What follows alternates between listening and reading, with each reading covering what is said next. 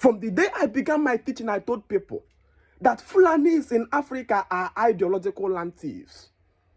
Ideological land thieves. The exact promise God made to Joshua in the book of Joshua, it says, any place that the sole of your feet shall tread upon, I have given you that land as your inheritance. Is the exact promise God has made to Fulani men, that any land that the sole of their feet tread upon has become their own. So when the Fulani men are walking, any land they comes upon, there is a fight that they live for the people, the indigenous landowners of that place.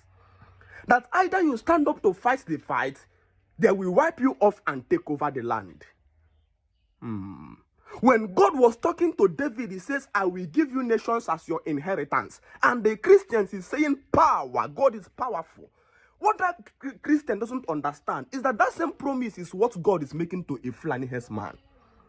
And when they come to your land to fight, you are still anesthetized. Anesthesia means your instinct of defense and fighting has been taken away from you. You still think God is your provider. You still think God loves you. What you don't know that God is government of the day of the West. That any country they enter, they live unfinished war for that country, for that nation.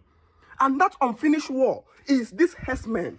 The assignment is to destroy anything about the people's land food production. Because if they can control your food, you are permanently a slave under them. Follow me carefully. Follow me.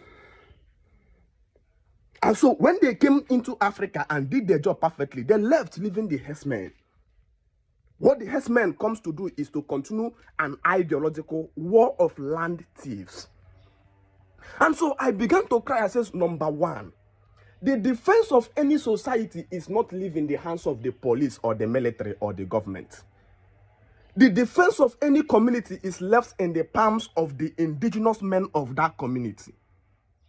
I grew up in the days of my grandfather understanding that every man is a porter of warfare in his house. Every man have a gun.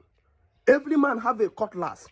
Every man have war. That at some point the bell began to ring early in the morning and men began to carry out their guns, knowing fully well that life is a battleground.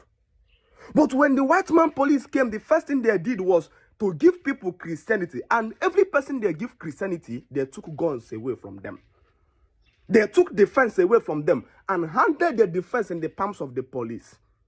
But if you are living in the north today, Kano State, Katsina, you can bear me testimony that if you enter the house of any proper Muslim polygamous man, you will discover that man have a gun in his house.